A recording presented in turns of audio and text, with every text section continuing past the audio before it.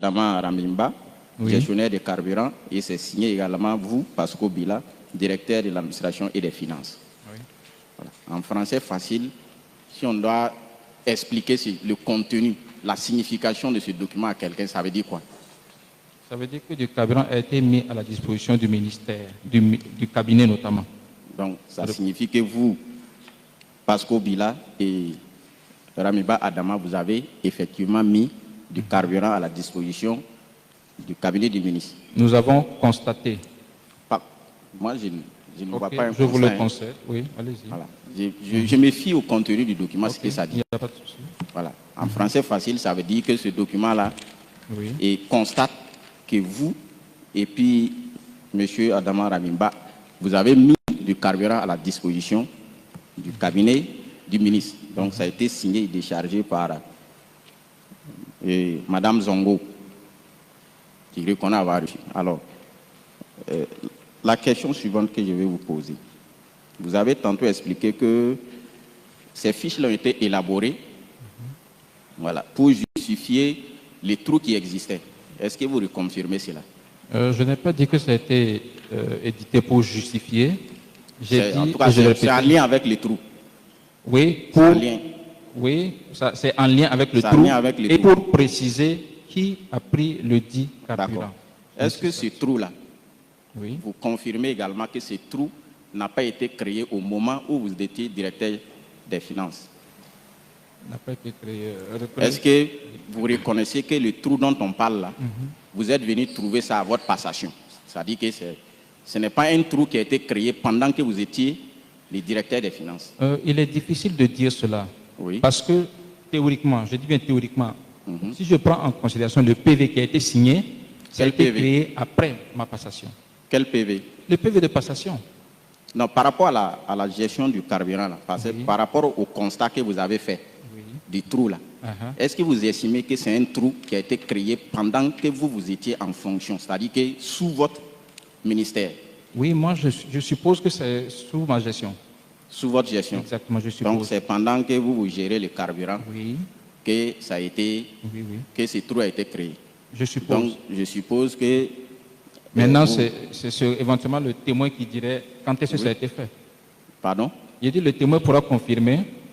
Quel témoin? La dame, En tout cas, ce que nous on a compris, oui, c'est que c'est un trou que vous êtes venu trouver, puisque vous avez, quand vous avez fait la passation, oui. en voulant vous doter, vous avez appelé madame qui vous a dit que madame la ministre était déjà passée récupérer. Exactement. Mais elle n'a pas donné de date précise. Elle n'a pas donné de voilà, date. donc je ne peux pas affirmer.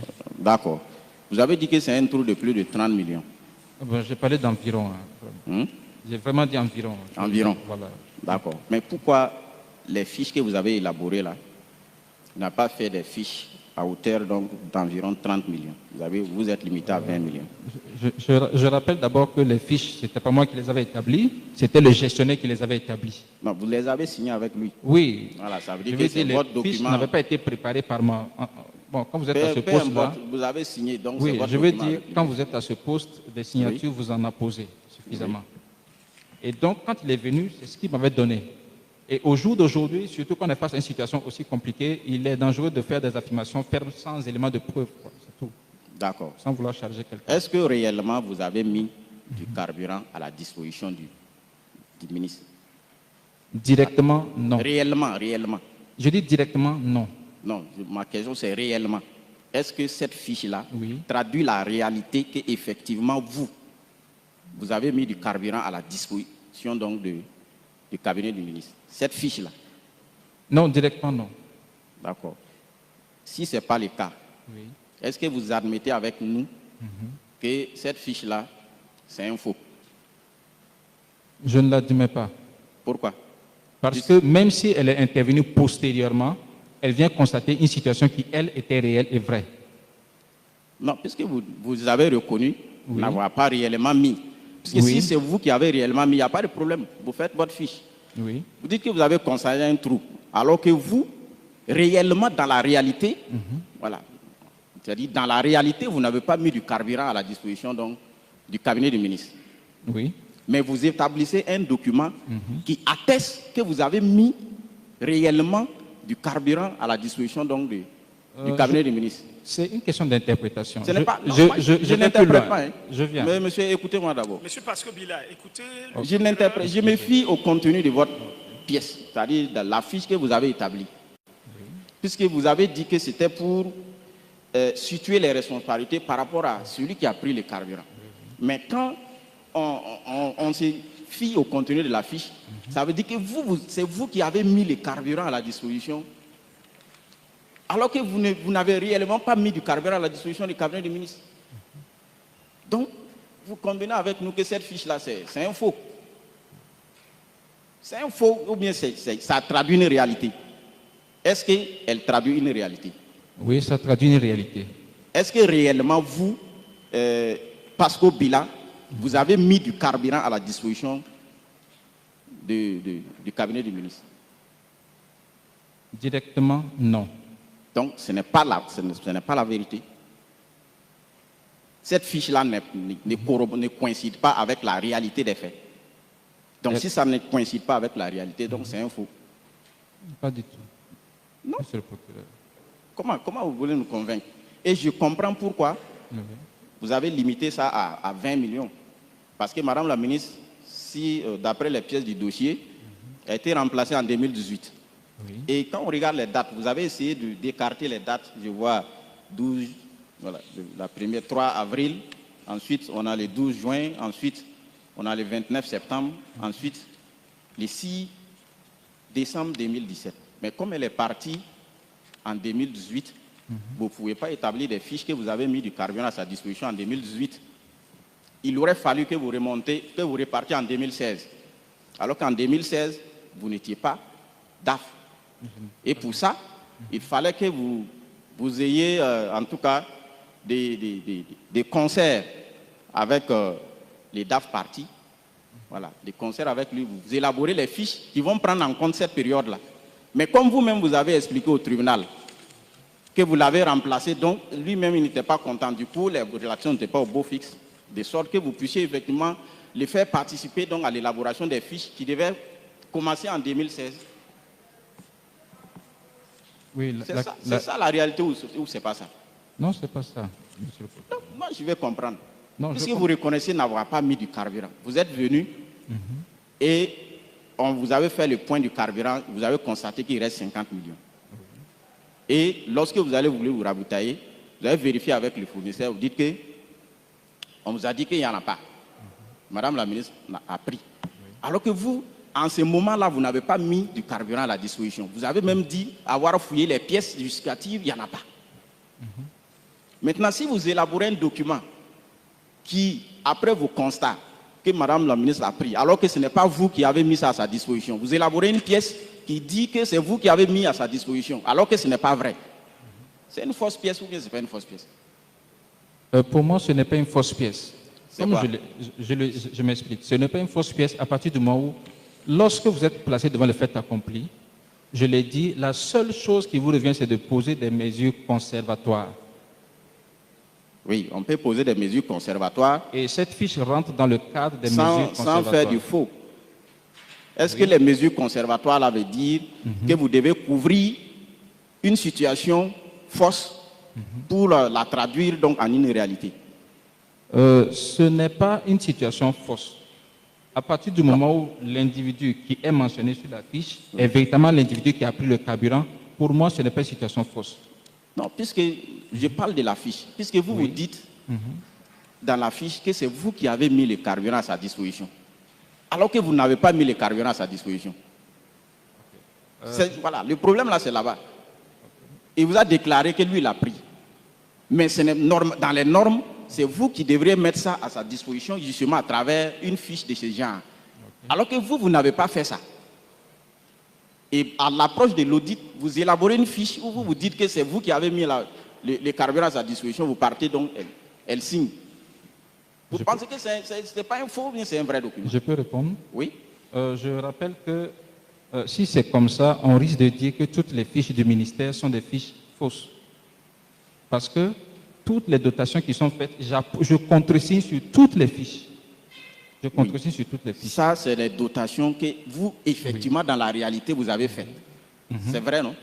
Oui, c'est mais les pas dotations que réellement dans les circuits, lorsqu'on va retracer, on retrouve les traces donc chez le gestionnaire de carburant. Et c'est correct, ça est là, il n'y a pas de problème. Mais par rapport à ça, vous avez dit que vous n'avez pas retrouvé les traces chez le gestionnaire. Vous avez demandé les pièces justificatives à Madame la ministre qui n'a pas pu vous les présenter. Mais malgré ça, vous élaborez un document pour dire que vous avez mis du carburant à sa disposition. Alors que ce n'est pas vrai. Je peux répondre? Oui, allez-y. Voilà, pour moi, c'était la seule façon qu'il y avait de situer les responsabilités pour la postérité. Je n'avais pas d'autre moyen. Ça ne situe pas les responsabilités. Ça prouve au contraire qu'effectivement, puisque la fiche, voilà, vous avez signé, vous avez mis les cachets, les timbres donc, du ministère, ça prouve effectivement, voilà, ça dit sans examen, que vous avez mis du carburant à la disposition. Donc ça justifie ce qu'elle vous a déclaré qu'elle allait prendre. Ça dit, ça permet de justifier ça. Ça ne traduit pas une réalité. Non, ça ne justifie pas, monsieur le procureur. Je me fie au contenu de la fiche. Oui, mais ça ne justifie pas. Ça prouve, le seul élément qui est avéré ici, c'est que c'est elle qui l'a prise. Oui, justement par rapport à ça, puisqu'il n'y a pas eu de mise à disposition dans les normes. Oui, oui. Vous convenez avec moi qu'il n'y a pas eu de mise à disposition dans les normes. Absolument. Voilà. Maintenant, cette fiche-là vient traduire une mise en disposition dans les normes. Alors qu'il n'y a pas eu ça. Donc c'est de ça qu'on parle. Okay, je vous concède cet aspect. C'est comme si ça, voilà, vous venez couvrir une irrégularité, c'est-à-dire une situation que vous-même vous avez trouvé que ça n'a pas suivi les procédures normales. Donc vous avez couvert ça en signant. Et donc, si on se fie aux pièces, ça veut dire que voilà, dans la réalité, ça a été effectivement mis. Alors que dans la réalité, ça n'existe pas. Il n'y a même pas eu de mise à disposition de carburant. Et ça fait que, à partir de cette fiche, la personne peut aller se débrouiller et puis chercher les pièces justificatives pour venir. Mais par contre, s'il n'y avait même pas cette fiche, ça veut dire qu'on n'a même pas besoin d'aller chercher les pièces justificatives, puisqu'il n'y a pas eu de mise à disposition. Donc c'est un carburant qui est sorti hors circuit. Donc vous avez permis de rattraper, de les ramener dans le circuit, alors que c'est resté toujours là-bas. Je n'ai pas la preuve que ce soit resté hors circuit. En tout cas, pour nous, voilà, le raisonnement c'est simple. Du moment où vous avez constaté que ça n'a pas suivi la procédure normale, vous avez essayé de voir s'il y a des pièces justificatives. Vous n'avez pas trouvé les pièces justificatives. Vous avez réclamé les pièces justificatives. Vous n'avez pas eu les pièces justificatives.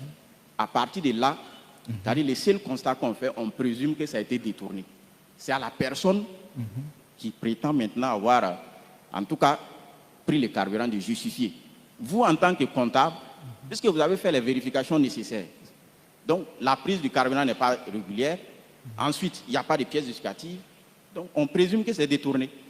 Quitte à ce que la personne nous amène la preuve que ce n'est pas détourné. Vous ne pouvez pas dire à partir de là que vous supposez que c'est sa dotation normale. Alors que, dans les circuits, la procédure n'a pas été respectée, il n'y a pas de pièces relatives à cette sortie. Oui, la procédure n'a pas été respectée. Mais si cette fiche n'existait pas, au jour d'aujourd'hui, on aurait dit qui a pris. Si cette fiche n'avait pas existé, à la date d'aujourd'hui, qui aurait porté cette responsabilité? Oui, vous avez fait une passation, non? Oui. Vous avez fait une passation. Oui. Voilà. Et c'est à la suite que vous avez constaté la situation. Vous avez un supérieur hiérarchique. Oui. Donc, en fait, il y a les rapports justifient aussi. Les rapports, c'est pour rendre compte de certaines situations.